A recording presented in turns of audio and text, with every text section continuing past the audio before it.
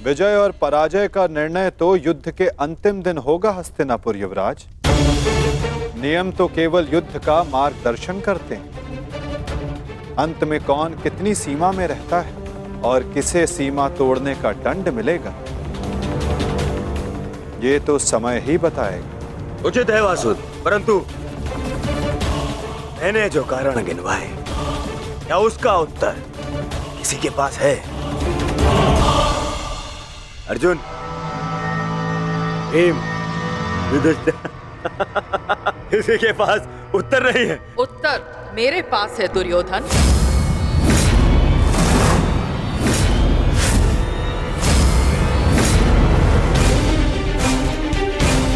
मैं नया जन्म लेके आऊंगी भीष्म, तुमसे प्रतिशोध पूर्ण करने।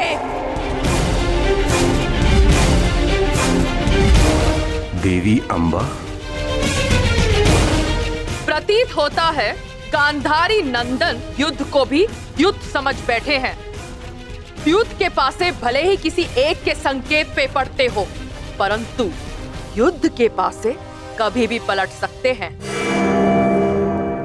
उत्तम विचार द्रुपद नंदिनी, परंतु एक बात समझ में नहीं आई। आप यहाँ क्या कर रही हैं? यहाँ युद्ध के नियम बन रहे हैं, आभूषण नहीं। मेरे आभूषण मेरे अस्त्र है गांधार नरेश। रहा आपके प्रश्नों का उत्तर कुमार दुर्योधन, तो मैं आपको बता दूं कि पांडव पक्ष में आपके हर योद्धा की काट है। तुम्हारे कवच कुंडलधारी मित्र कर्ण का उत्तर है द्रोण शिष्य पशुपतास्त्रधारी कौन्तेय अर्जुन। आपकी अगली सुरक्षा पंक्ति आचार्य द्रोण। तो कदाचित आप भूल रहे हो तो मैं आपको स्मरण करा दूं कि मेरे भाई धृष्टद्युम्न का जन्म द्रोण का वध करने के लिए हुआ है। रही बात आपके प्रिय मामाश्री की, नारायणी सेना की, तो मैं आपको बता दूं स्वयं नारायण पांडवों के मार्गदर्शक है। और शेष रहे आपके कुशल अनुभवी सेनापति गंगा पुत्र भीष्म, तो उन्हें मुक्त करने के लिए मैं स्वयं आप सबके सामने खड़ी हूं।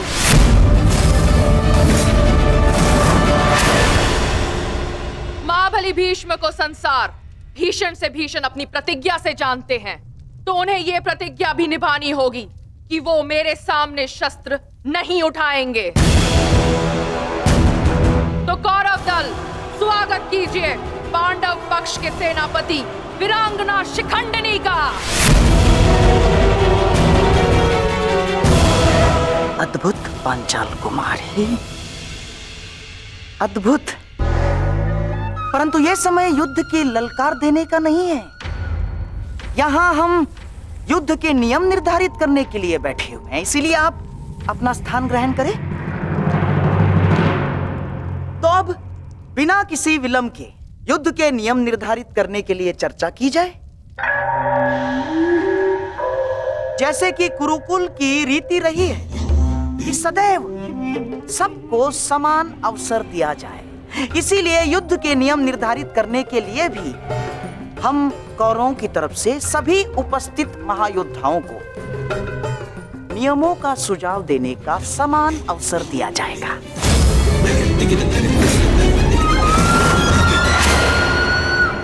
और हाँ, मैं ये जानता हूं कि पांडव पक्ष मामा श्री शकुनी का मुख अधिक समय तक नहीं देख सकते, इसीलिए मैं अपना सुझाव आरंभ में ही दे देता हूं। समस्त आर्यव्रत में युद्ध चाहे जितने भी दिन चले, परंतु आरंभ सूर्योदय से होता है और सूर्यास्त होते ही युद्ध भी थम जाता है। परंतु इस बार नियम में एक छोटा सा परिवर्तन होगा। सूर्यास्त के पश्चात भी युद्ध पर विराम नहीं लगेगा, तब तक जब तक अंधकार इतना सघन न हो जाए कि योद्धाओं को मशाल के प्रकाश में भी कुछ दिखाई न दे।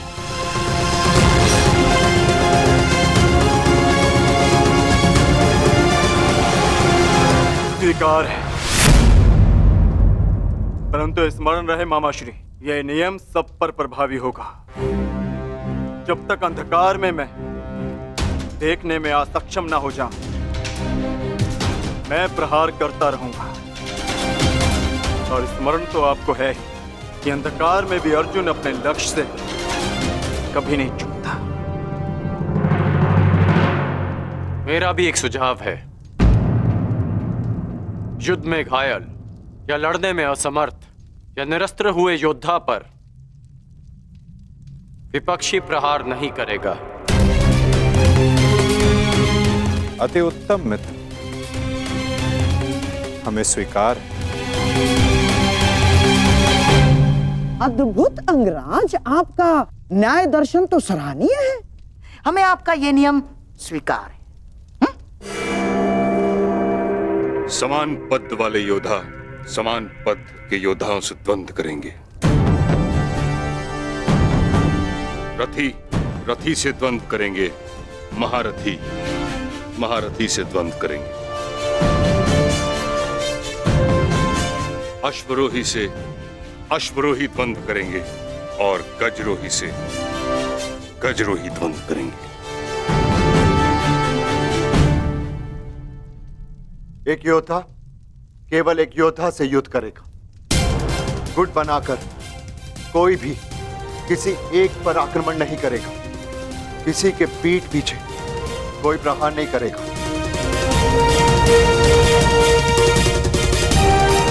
यदि विपक्षी ने पहले छल किया तो क्या प्रतिपक्षी को उसका उत्तर देने का अधिकार है? वो योद्धा की सोच पर निर्भर करता है विकोदर। एक महत्वपूर्ण नियम, इस युद्ध में वही योद्धा एक दूसरे का सामना कर सकता है जिसके पास समान रूप से अस्त्र, शस्त्र और शक्ति होगी। दुर्बल पर प्रहार करना निषेध होगा। और इस युद्ध में गदाधारी गदा युद्ध के नियम से और धनुर्धर धनुर्शस्त्र के युद्ध से युद्ध करेंगे। और सबसे महत्वपूर्ण नियम, इस युद्ध में किसी भी प्रकार का छल, कुचक या षड्यंत्र नहीं होगा। स्मरण रहे। हमें स्वीकार है।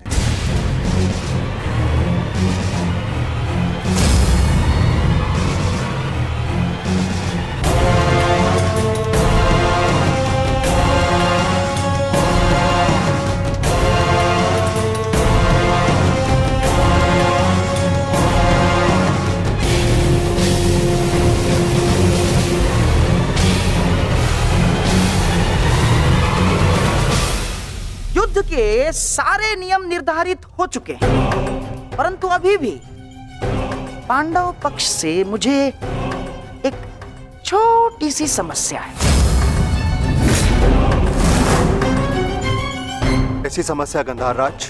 धर्मराज ना, अर्थात ये युद्ध समान पद, बल, शक्ति और हम पुरुषों के मध्य हो रहा है, तो आपके दल में एक स्त्री क्या कर रही है?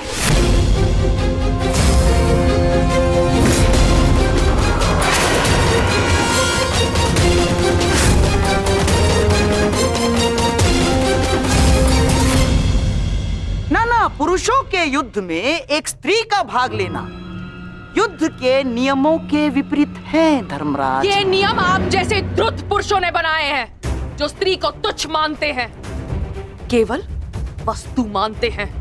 शिव शिव शिव शिव शिव शिव शिव शिव, ये क्या कह रही हैं आप? ये नियम तो स्वयं महादेव ने बनाए हैं। महादेव, आपको स्मरण है ना, जब देवी पार्वती ने असुरों का नाश करने के लिए माता काली का रूप धारण किया था, तो स्वयं महादेव ने भी उन्हें रोकने के लिए अपने बल का प्रयोग नहीं किया ना, अपितु वो स्वयं माता काली के समक्ष नतमस्तक हो गए। जब स्वयं ईश्वर इस नियम का पालन कर सकते हैं, तो हम तो केवल साधारण मनुष्य हैं। कोई भी पुरुष योद्धा एक स्त्री पर आक्रमण नहीं करेगा। यही युद्ध के आधारभूत नियमों में से एक है। और यदि ऐसे में यानी एक स्त्री को पांडव दल का सेनापति पद दिया जाता है, तो कौरव, बेचारे कौरव तो बिना युद्ध लड़े ही हार जाएंगे। क्या ये अधर्म नहीं है? बताइए। अपने सेनापति के प्राण बचाने के लिए और कोई मार्ग नहीं सूझा आप लोगों को? योद्धा सिर्फ योद्धा होता है, स्त्री या पुरुष नहीं। स्मरण है माँ पार्वती, जिन्होंने काली का रूप धारण करके कितने असुरों का वध किया था। हम असुर नहीं है, हम साधारण मनुष्य हैं, मनुष्य, सभ्य मनुष्य। और सभ्य मनुष्य नियमों का पालन करता है। आप सेनापति पद छोड़ दे, यही धर्म है, क्यों धर्मराज?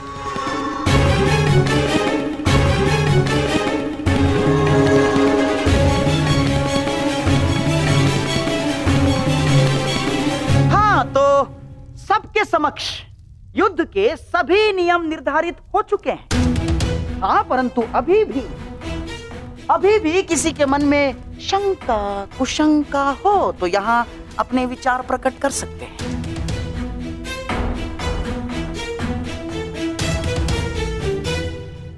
नहीं गांधार राज,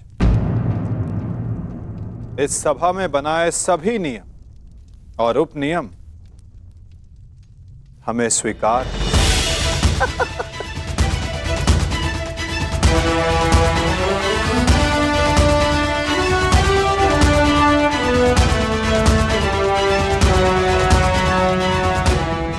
प्रणिपात। प्रणिपात।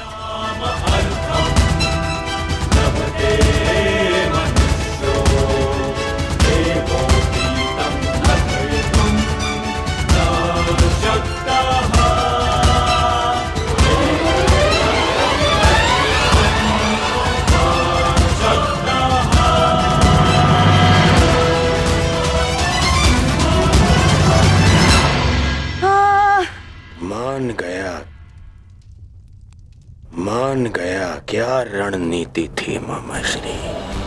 आपकी रणनीति को मैं मान गया मामाश्री। आपकी रणनीति का उत्तर तो आज कृष्ण के पास भी नहीं था। पूरी युद्ध की रचना ही बदल दी आपने साधु। साधु। परंतु सुनो, अब ये साधुवाद देने में समय व्यर्थ ना करो दुर्योधन। हमें केवल ये युद्ध आरंभ ही नहीं करना है, अपितु इस युद्ध को जीतना भी है। और युद्ध में विजय प्राप्त करने के लिए अनुकूल परिस्थितियां बनानी पड़ती हैं।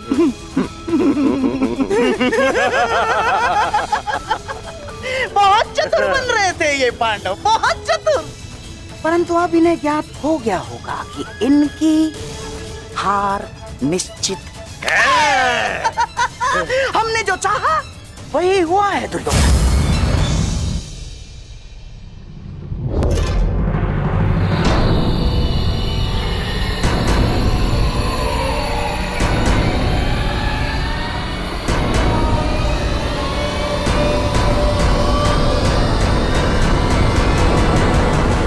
दीना अपनी कायरता, गंगा पुत्र। फिर से मौन रहकर तुमने अपने इच्छा मृत्यु के वरदान को लंबा कर दिया। फिर से अपनी दृष्टि झुकाकर तुम्हें लगता है कि तुमने अंबा के प्रतिशोध को झुका दिया।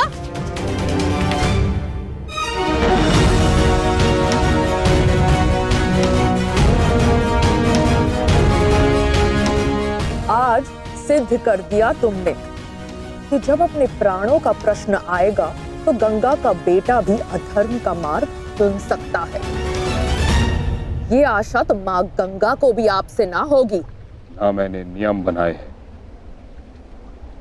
ना मैं कायर हूं, और ना ही अधर्म के मार्ग पर।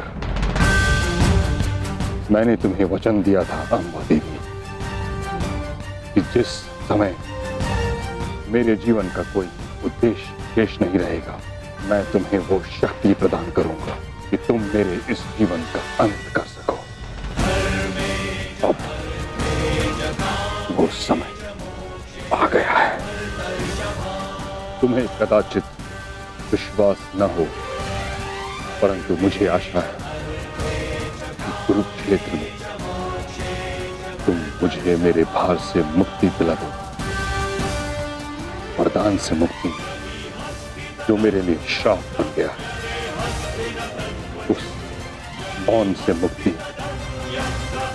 जो पाप बन गया है भीष्म। मेरे अंदर कोई आशाएं शेष नहीं। यदि शेष है तो केवल इस युद्ध का शाप। आपको इतना व्यथित देखकर बड़ी शांति मिली गंगा पुत्र। दाचित, आपको अब अनुभव हो गया है कि कैसा प्रतीत होता है जब मनुष्य के जीवन में कोई आशा, कोई उत्साह ना रहे। स्मरण है भीष्म, यही मेरे जीवन के साथ किया आपने। एक वचन के लिए मेरा पूरा जीवन भस्म कर दिया। परंतु एक बात स्मरण रखना, इतनी सरलता से मैं अपने शत्रु को मुक्त नहीं होने दूंगी। मेरी प्रतीक्षा करोगे तुम गंगा पुत्र कि मैं कब तुम्हें मुक्त करूं।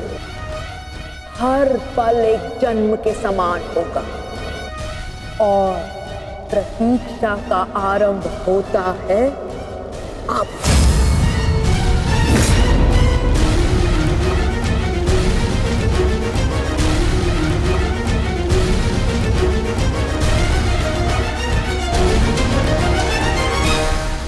मैं उन्हें नहीं छोड़ूंगा ज्येष्ठ। उन्होंने हमारे साथ छल किया है।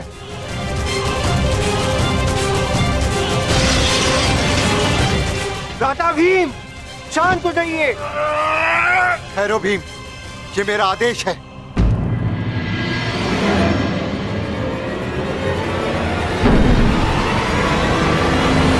क्रोध केवल तुम्हें नहीं आ रहा है, रक्त हम सबको बल रहा है। एक और हमारे ही मामा श्री को छल के कारण हमारे विरुद्ध युद्ध करना पड़ रहा है, और दूसरी ओर बड़ी ही चतुरता से उन्होंने शिखंडिनी को युद्ध से दूर कर दिया। यह समय क्रोध का नहीं, कर्म का है। इस समय कौरव सेना के पास 11 क्षणी सेना है और हमारे पास केवल 7। इस समय हमें हमारी शक्ति को एकत्रित करना होगा।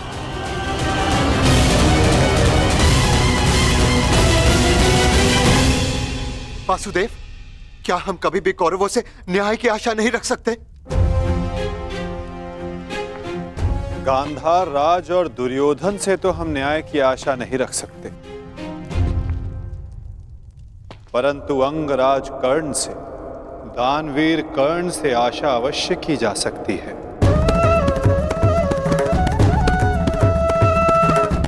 कि वो युद्ध में न्याय का पालन करेंगे, अपने वचन दान का मान रखेंगे। हम सब ने देखा कि अंगराज ने कौरवों के पक्ष में होते हुए युद्ध के लिए कैसे न्याय संगत नियम बनाए। परंतु वासुदेव, वो दुर्योधन के विरुद्ध कभी नहीं जाएगा, और उस दुर्योधन से मुझे न्याय की कोई आशा नहीं। कायरों की भांति हमारी सैन्य शक्ति को छिन्न भिन्न करने लगा है। ज्येष्ठ, बहुत हो गई सभा, बहुत बनकर नियम, अब बस। अब समय आ गया है उस दुर्योधन को उचित उत्तर देने का।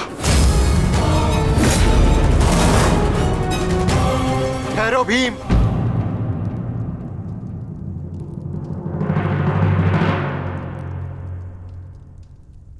युद्ध का समय अभी नहीं हुआ अनुज।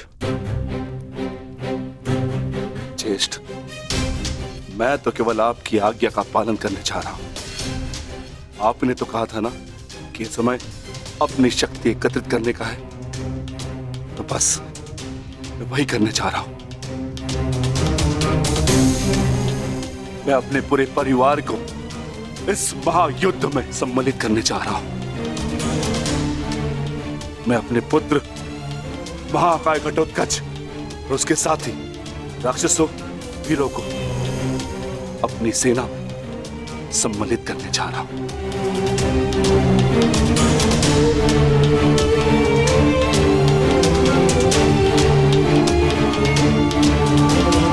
तुम उचित कह रहे हो अनुज। तुम्हें शीघ्र अतिशीघ्र यहां से प्रस्थान करना चाहिए।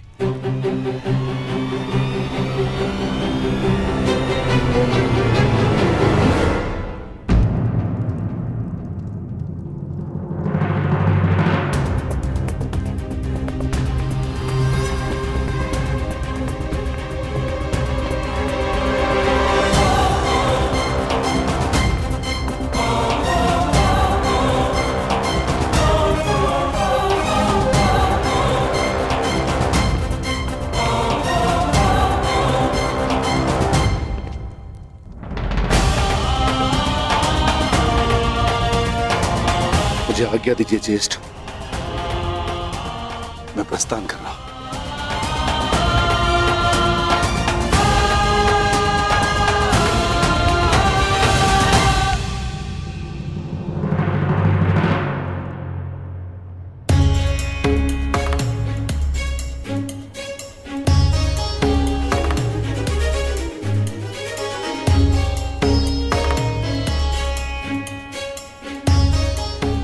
प्रणिपात वासुदेव, मैं अपने पुत्र को लेने जा रहा हूं, आशीष दीजिए।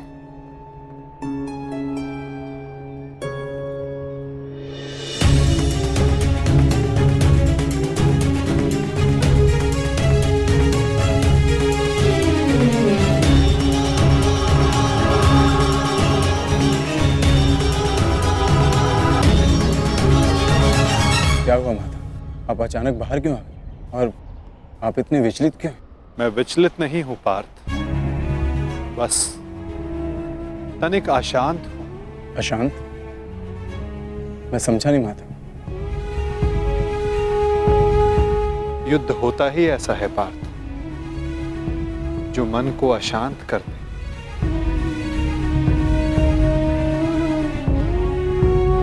समय एक बहती धारा के समान होता है पार्थ। धारा का स्वर हमारे मन को आनंदित करता है, परंतु ये आवश्यक नहीं कि उस धारा का स्वर सदैव हमारे मन को आनंदित ही करे, उसे विचलित ना करे। फिर ये विचलन क्यों माता?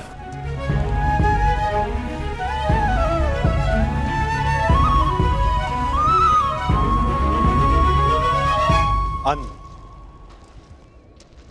सागर में जब तरंग उठती है तो वो उत्साह से भरी होती है पार्थ, और जब वही तरंग गिरकर अपना अस्तित्व खो बैठती है तब मन विचलित हो जाता है कि कदाचित वो तरंग और ऊंचा जा सकती थी, कदाचित उसका प्रारब्ध कुछ और हो सकता था।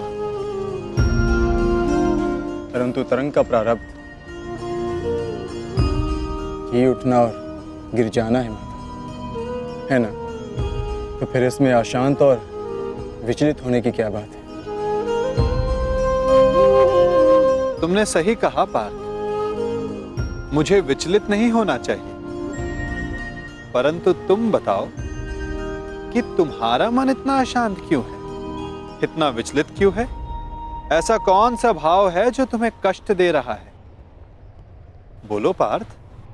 दानवीर कर्ण से आशा अवश्य की जा सकती है कि वो युद्ध में नियमों का पालन अवश्य करेंगे।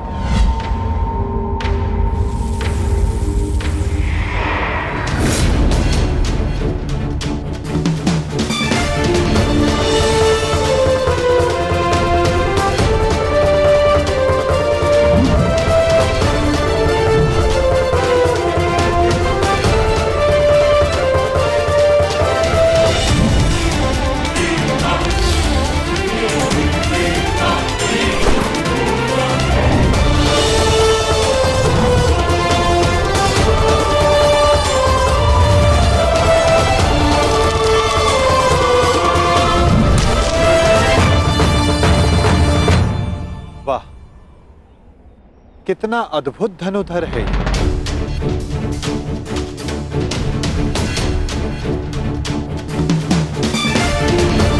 वासुदेव आप प्रणिपात। ये मेरा सौभाग्य है कि मैं आपसे टकराया।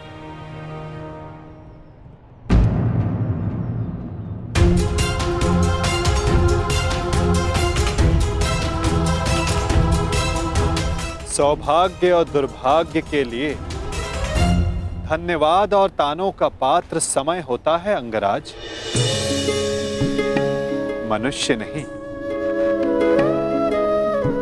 उचित परिस्थिति में, उचित समय पर उचित मनुष्य से मिल जाना सौभाग्य होता है और अनुचित परिस्थिति में उचित मनुष्य से मिलना दुर्भाग्य होता है कर्ण।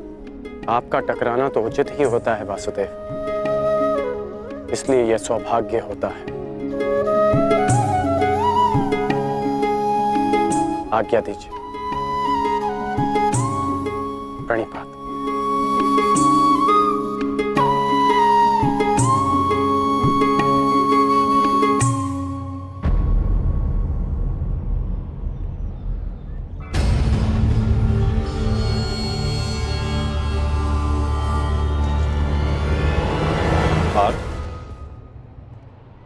इसके शब्दों की भांति इसके बाण भी कितने अमोघ हैं ना। शब्दों का तो ज्ञात नहीं, परंतु लक्ष्य भेद करने के लिए मेरे बाण कर्ण से अधिक शक्तिशाली और तीव्र हैं माधव, और ये बात आप भली भांति जानते हैं। आज किसी के शब्दों में धार दिखाई दे रही है पार्थ।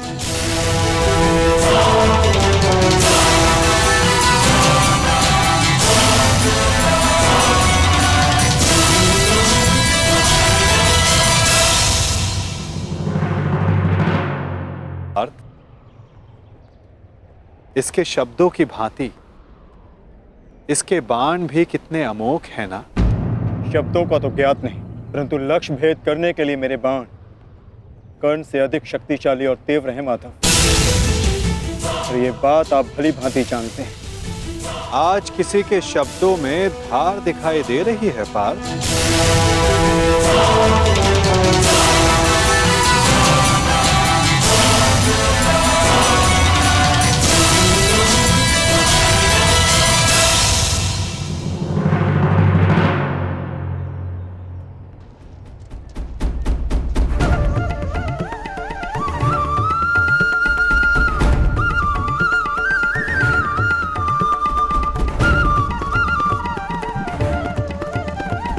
अब बता भी दो अपने सखा को, ऐसी कौन सी बात है जो प्रतिपल तुम्हें और अधिक अशांत किए जा रहे हैं पार्थ।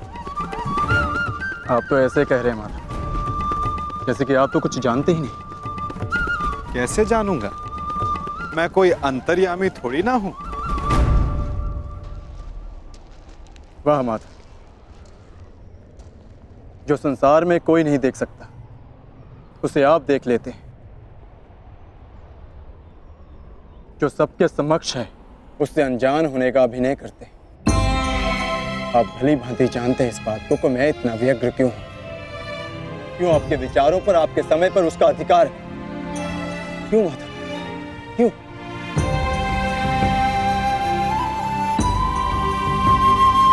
प्रशंसा उसकी की जाती है पार्थ जो प्रशंसा के योग्य होता है।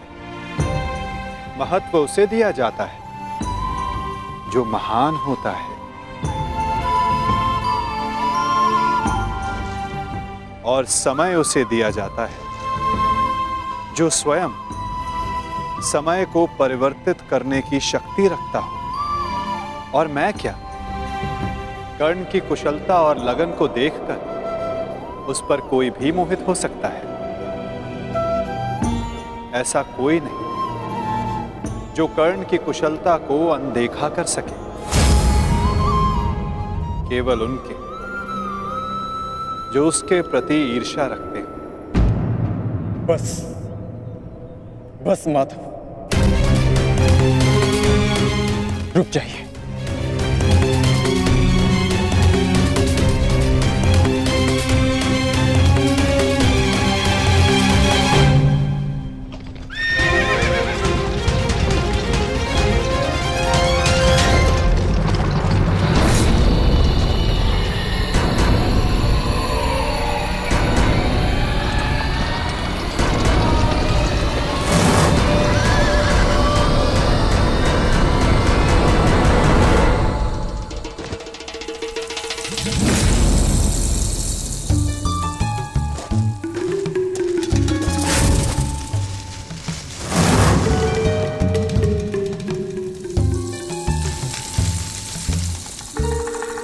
कौन है वहां? कौन है जो मेरा पीछा कर रहा है? यदि साहस है तो सामने आ। आपको लगता है कि मुझे कर्ण से ईर्ष्या है, परंतु मुझे कर्ण से ईर्ष्या क्यों होगी माता? मैं भी मानता हूँ कि वो एक महान धनुर्धारी है और इस बात का मैं सम्मान भी करता हूँ, इसलिए उसके साथ अपना अधूरा धन पूर्ण करना चाहता हूँ। परंतु माता, आप कैसे भूल सकते हैं, वो अर्जुन ही था जिसने विराट युद्ध में कर्ण को पराजित किया था। वो अर्जुन ही था जिसने कर्ण के रहते हुए पांचाली के स्वयंवर को विजित किया था। मैं स्वीकार करता हूं कि कर्ण एक महान योद्धा है, धनुर्धारी, परंतु मुझे आज तक उसने कोई अद्भुत बात नहीं दिखी। परंतु आज एक विचित्र बात का भान अवश्य हुआ है कि आपके हृदय में अर्जुन से अधिक कर्ण बसता है।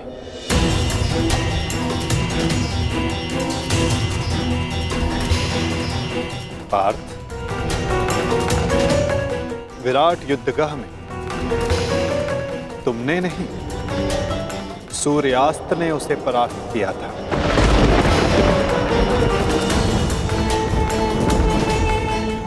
पांचाली के स्वयंवर एक सूत के प्रति क्षत्रियों के दीर्घाह ने जीता।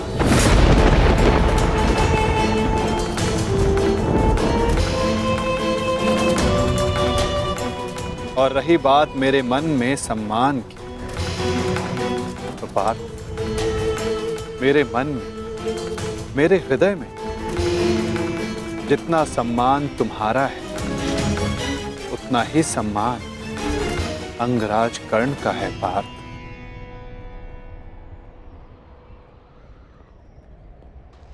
जलधारा की शक्ति का अनुमान उसकी सतह को देखकर नहीं लगाया जा सकता। पार्थ,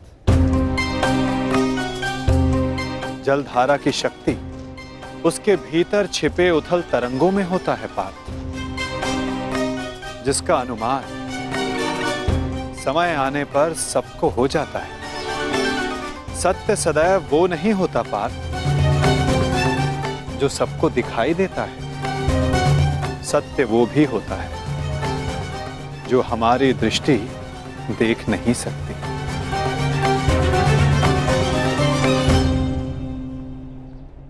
और बहुत शीघ्र तुम्हें उसका अनुमान भी हो जाएगा।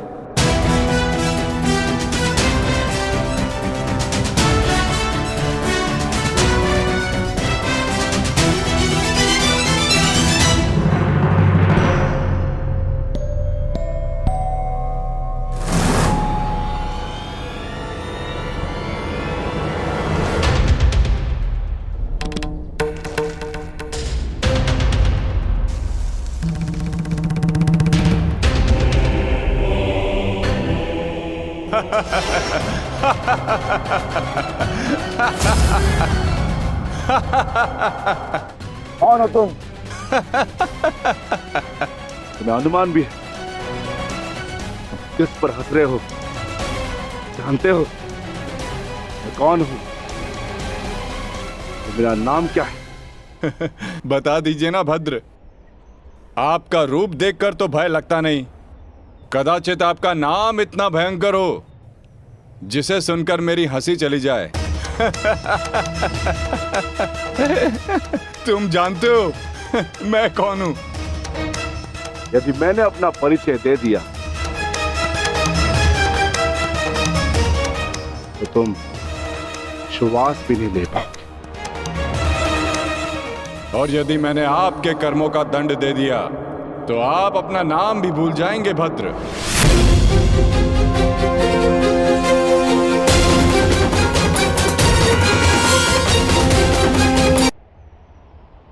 और यदि मैंने आपके कर्मों का दंड दे दिया तो आप अपना नाम भी भूल जाएंगे भद्र। जिस भांति आप पौधों और वनस्पति को अपने पांव तले कुचलते चले जा रहे हैं, स्पष्ट है कि निसर्ग के प्रति आपको कोई सम्मान नहीं है। वन से ऐसा व्यवहार केवल दो ही जंतु कर सकते हैं, एक जो मूर्ख हो और दूसरा कोई वानर हो। इसीलिए सोच रहा हूं कि आप कोई मूर्ख है या फिर कोई वानर। मूर्ख, तुम्हें तुम्हारी मृत्यु क्या खींचना ये?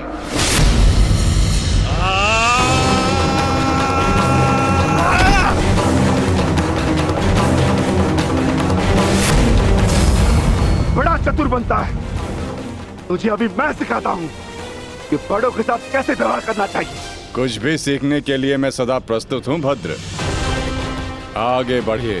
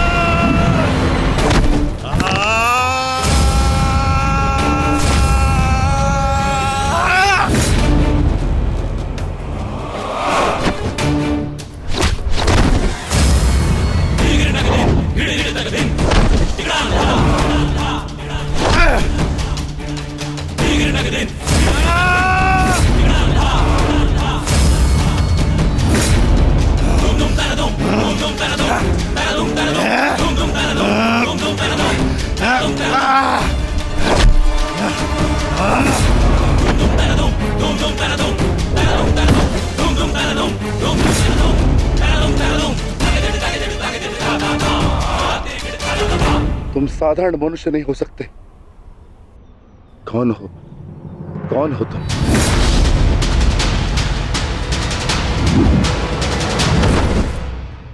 कहा था ना, अपना परिचय देना भूल जाओगे।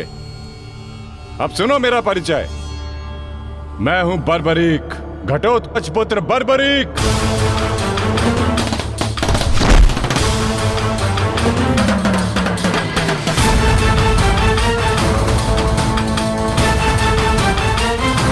बालक, अपना परिचय देने से पूर्व मेरा नाम तो जान लेते।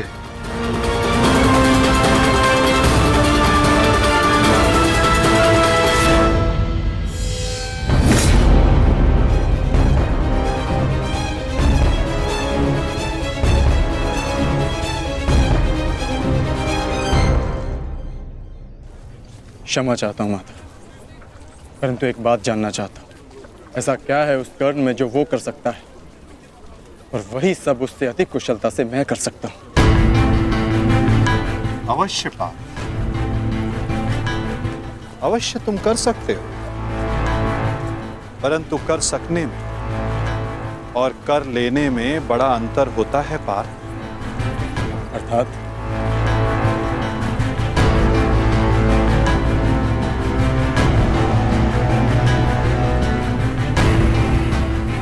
शब्द और अर्थ के फेर में मत पड़ो पार्थ, उससे कोई लाभ नहीं होता। नहीं माता, लाभ है। बहुत गुणगान सुन लिया कर्ण का। आज तक मैंने आपकी हर बात आंख मूंद कर मानी है, परंतु आज मुझे साक्ष्य चाहिए, प्रमाण चाहिए कि कर्ण श्रेष्ठ क्यों है। तुम्हें पूर्ण विश्वास है पार्थ कि तुम प्रमाण पाना चाहते हो? हाँ माधव। ठीक है अर्जुन, मैं तुम्हें सिद्ध करके दिखाता हूं। कदाचित उसके पश्चात तुम्हें विश्वास हो जाए। यदि फिर भी विश्वास ना हुआ तो?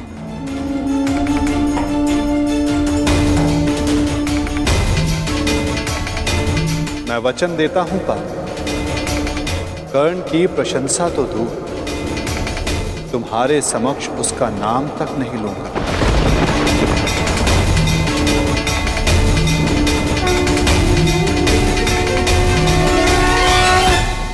आज मुझे साक्ष्य चाहिए कि कर्ण श्रेष्ठ क्यों है। मैं तुम्हें सिद्ध करके दिखाता हूं, कदाचित उसके पश्चात तुम्हें विश्वास हो जाए। यदि फिर भी विश्वास ना हुआ तो? मैं वचन देता हूं पार्थ, कर्ण की प्रशंसा तो दूर, तुम्हारे समक्ष उसका नाम तक नहीं लूंगा। मैं परीक्षा के लिए तैयार हूं माता।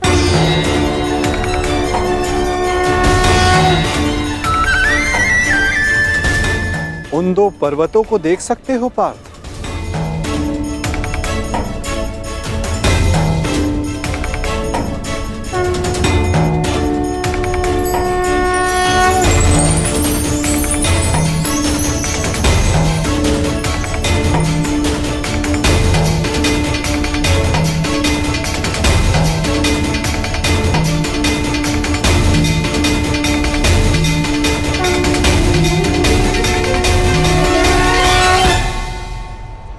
स्वर्ण पर्वत?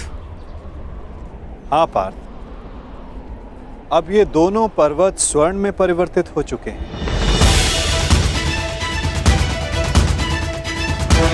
अति सुंदर। स्वर्ण वो वस्तु होती है पार्थ जिसे हर कोई अर्जित करना चाहता है। और अब मैं ये कहता हूं कि इन दोनों स्वर्ण पर्वतों पर तुम्हारा अधिकार है।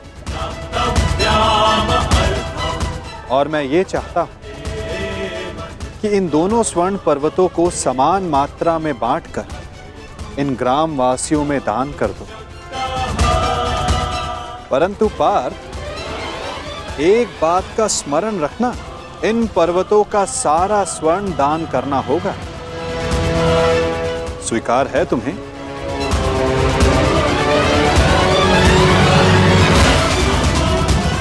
मुझे स्वीकार। आज्ञा दीजिए मां। ग्रामवासियों,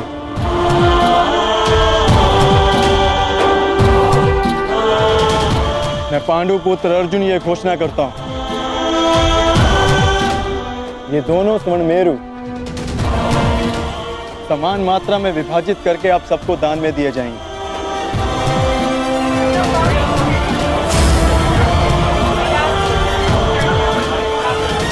इसलिए आप एक पंक्ति में खड़े हो जाएं और अपना अपना भाग लेकर आगे जाएं। और विश्वास रखिए, सबको समान मात्रा में स्वर्ण मिलेगा। पांडु पुत्र अर्जुन के, पांडु पुत्र अर्जुन के, पांडु पुत्र अर्जुन के, पांडु पुत्र अर्जुन के।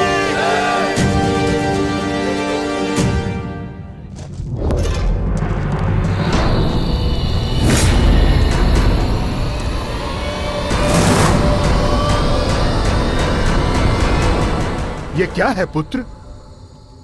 अब कौन सी समस्या उठा लाए अपने कंधे पर?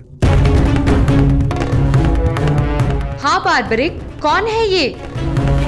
और इनकी ये दशा किसने की? चिंता ना करो माता, ये केवल मूर्छित ही हुए हैं। परंतु कैसे? बस ये मुझे चुनौती देने की भूल कर बैठे। मुख से तो ये मूर्ख नहीं लगते, पर कार्य मूर्खों वाला कर बैठे।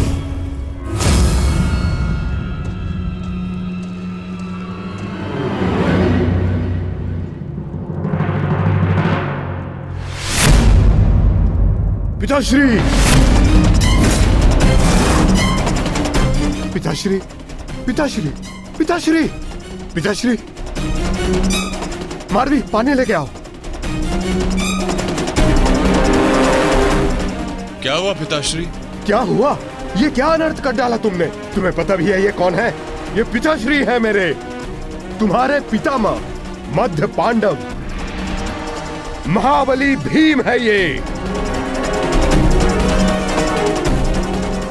जिनका सम्मान करना चाहिए उन पर प्रहार कर उनको अपमानित कर दिया। लज्जा आती है मुझे कि तुम मेरे पुत्र हो। हाँ, जो तुमने किया वो मूर्खता नहीं, पाप है।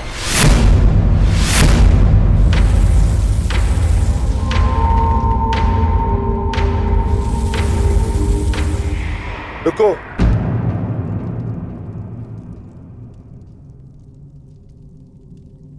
पिताश्री, मैं अपने मूर्ख पुत्र की ओर से क्षमा मांगता हूं।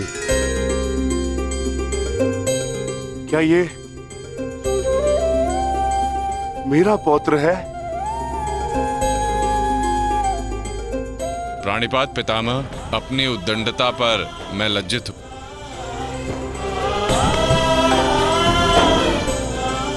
और मैं गर्वित हूं कि तुम मेरे पौत्र हो।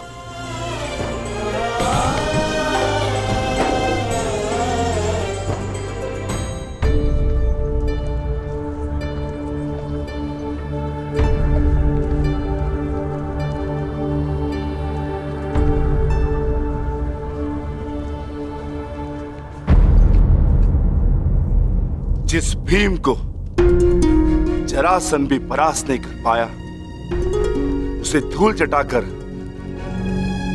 बार्बरिक ने यह सिद्ध कर दिया वो कुशल योद्धा है। मैं बहुत प्रसन्न हूं ये जानकर कि तुम्हारी धमनियों में मेरा रक्त बह रहा है। जीते रहो पुत्र। आज बहुत समय के पश्चात तुमसे द्वंद्व करके मुझे बहुत आनंद आ गया। परंतु पिताश्री, आपके यहां आने का प्रयोजन क्या था?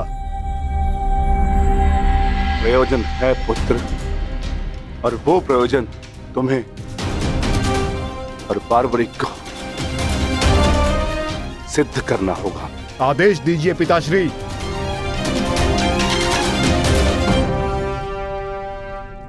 कौरवों और हमारे मध्य महायुद्ध आरंभ होने वाला है। तुम मेरे वंश के वीर हो।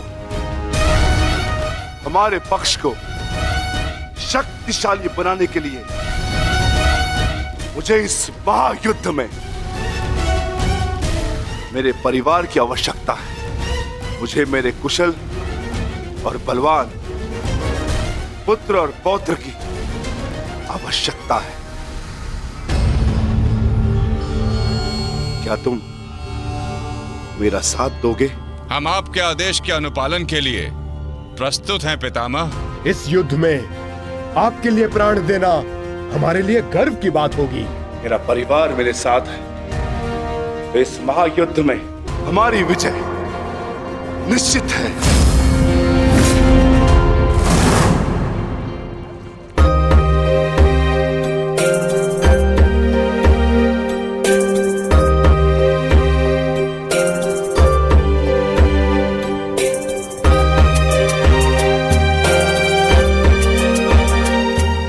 ये लोग तो पहले भी अपने भाग का स्वर्ण ले चुके हैं।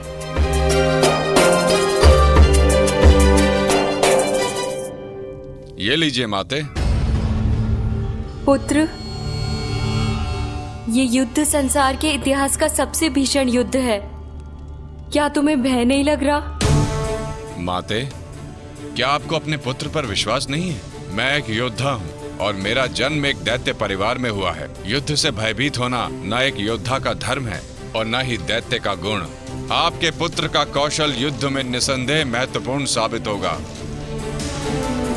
मैं नहीं जानता कि कौन उचित है और कौन अनुचित, कौन दोषी और कौन पीड़ित। मैं युद्ध लड़ूंगा तो केवल न्याय के लिए। अपने रण कौशल, प्रतिभा और साहस से सबको आश्चर्यचकित कर देगा आपका पुत्र। मुझे तुम पर गर्व है पुत्र। मैंने स्वयं को वचन दिया है माते कि युद्ध में मैं निर्बल पक्ष की ओर से ही लड़ूंगा। चलें पुत्र। अवश्य पिताश्री।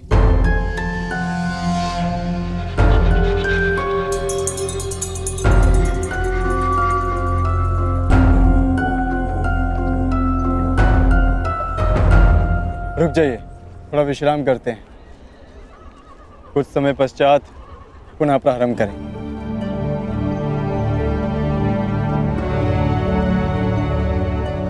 क्षमा चाहता हूं माधव, परंतु मैं ये जानना चाहता हूं कि आपकी ये परीक्षा कब समाप्त होगी। अभी तक तो मैं आधा पर्वत भी नहीं बांध पाया और थकान सा अनुभव कर रहा हूं। पार्थ, अभी तो तुम्हारी परीक्षा का आरंभ हुआ है और तुम इतना शीघ्र थक गए। थक तो मैं गया ही हूं माधव, परंतु पराजय स्वीकार नहीं करूंगा। क्षमा चाहता हूं माता, परंतु अभी तक मुझे आपकी इस परीक्षा में आपका उद्देश्य समझ नहीं आया। ठीक है पार्थ, मैं तुम्हें अपना उद्देश्य बताता हूं। इस कहानी का दूसरा कोण तुम्हारे समक्ष लाता हूं। अब तुम्हें स्वर्ण नहीं बांटना है, बस यहां खड़े रहकर जो कुछ भी घटित होगा उसका साक्षी बनना है।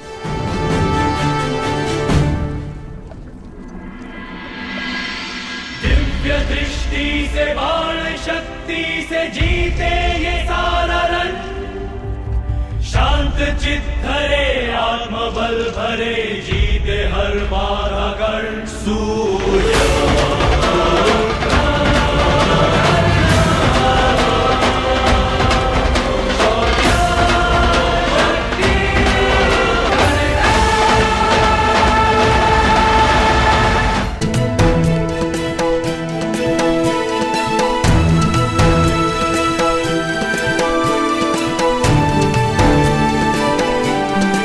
प्रणिपात वासुदेव।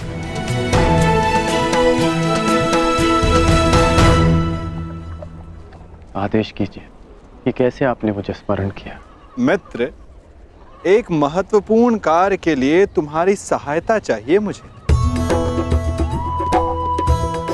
बड़े समय से इस कार्य को पूर्ण कैसे करूं, उसके विषय में सोच रहा था, तो तुम्हारा स्मरण हुआ है। और मुझे पूर्ण विश्वास है कि तुम्हारे अतिरिक्त इस कार्य को और अधिक उत्कृष्टता से कोई नहीं कर सकता। ये मेरा सौभाग्य है कि आपने मुझे अपना मंतव्य पूर्ण करने के लिए योग्य समझा। वो तो स्वर्ण पर्वत देख सकते हो मित्र।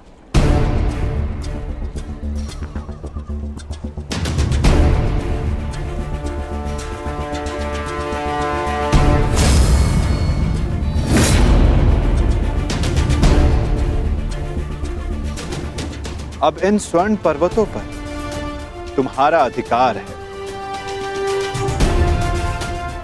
और मैं चाहता हूं कि इन स्वर्ण पर्वतों को तुम समान मात्रा में बांटकर इन ग्राम वासियों में दान कर दो। परंतु एक बात का स्मरण रखना मित्र, इन दोनों स्वर्ण पर्वतों का सारा स्वर्ण दान करना होगा। जो आदेश वासुदेव।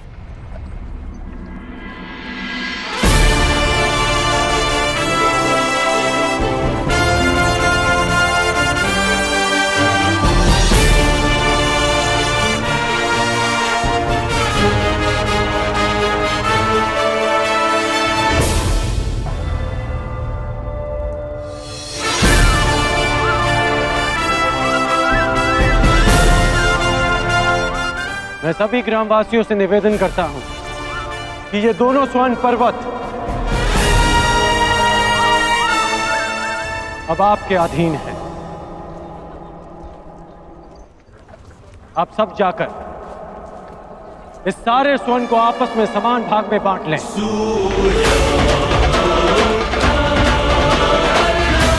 जाइए।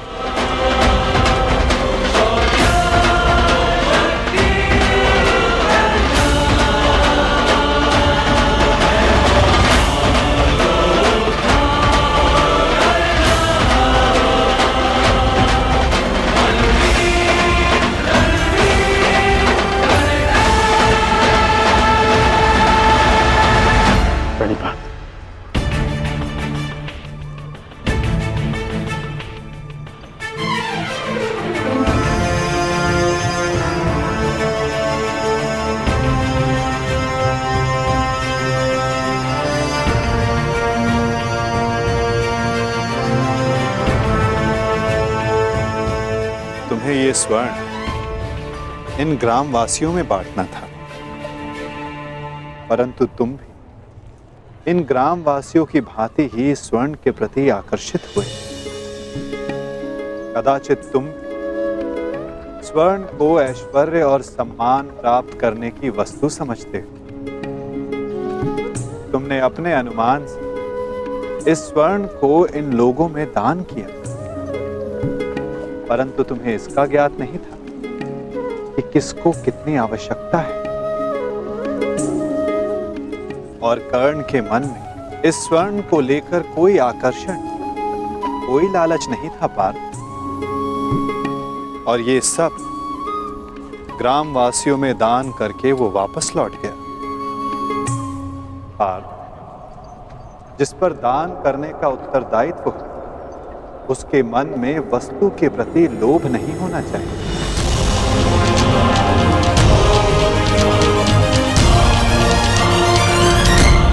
तुम्हारे मन में ये इच्छा थी कि तुम्हारा न्याय पूर्वक ये स्वर्ण दान करने के लिए ये लोग तुम्हारी प्रशंसा करें। और कर्ण के मन में केवल कर्म करने की इच्छा थी पार्थ, फल पाने की नहीं। ये वितरांग गुण, ये विरक्ति मनुष्य का लक्ष्य पाने की, उसका दान करने के संकल्प को दर्शाता है। एक समय था पार्थ कि तुम केवल चिड़िया की आंख को देखते थे, परंतु आज तुमने केवल चिड़िया की आंख को नहीं, पूरी चिड़िया को देखा। उसकी चाह पूर्ण करने की राह को देखा। और यही अंतर है तुम में और कर्ण में पार्थ। वही अंतर जो एक सामान्य मनुष्य और विशेष मनुष्य में होता है। मैं आपका तात्पर्य समझ गया माता, और ये भी समझ गया कि आपके हृदय में कर्ण का स्थान मेरे स्थान से ऊपर क्यों है। नहीं पार्थ, ऐसा नहीं है। तुम भी मेरे लिए अत्यधिक प्रिय हो, परंतु जैसा कि मैंने पहले भी कहा, जितना प्रेम, जितना सम्मान मेरे हृदय में कर्ण के लिए, उतना ही प्रेम, उतना ही सम्मान तुम्हारे लिए भी मेरे हृदय में है पार्थ। परंतु कर्ण के प्रति मैं तुम्हारा दृष्टिकोण बदलना चाहता हूं। जिस प्रकार, जिस दृष्टि से मैं कर्ण को देखता हूं, उसी दृष्टि से तुम्हें भी दिखलाना चाहता हूं पार्थ। मैं तुम्हें केवल ये बताना चाहता था पार्थ कि क्यों कर्ण को दानवीर कर्ण के नाम से जाना जाता है। मैं समझ गया माता, अब धन्य है।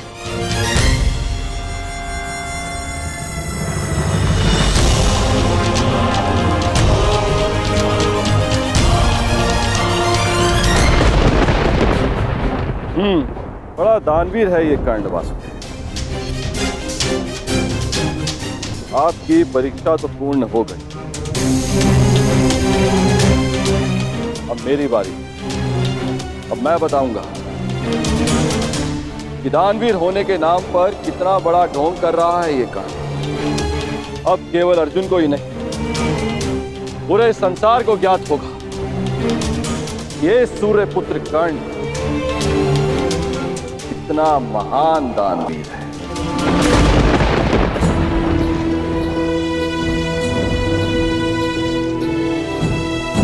मित्र, तुम्हारी परीक्षा अभी पूर्ण नहीं हुई है। तुम्हारी इस दानवीरता की सबसे विकट परीक्षा अभी शेष है मित्र। और उस परीक्षा में सफल होने के लिए तुम्हें बहुत बड़ा मूल्य चुकाना होगा। तुम्हारी उस परीक्षा के समक्ष मेरी ये परीक्षा मानो बालकों का खेल सिद्ध होगी मित्र। सावधान रहना। आप जानते नहीं कि आज मैं कितना प्रसन्न हूं कि आपको मेरी चिंता, कि मैं आपके मन में बसता हूं।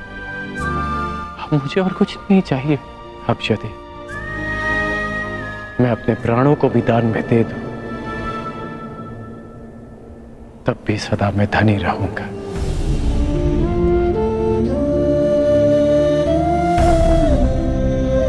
बड़ी बात वासुदेव।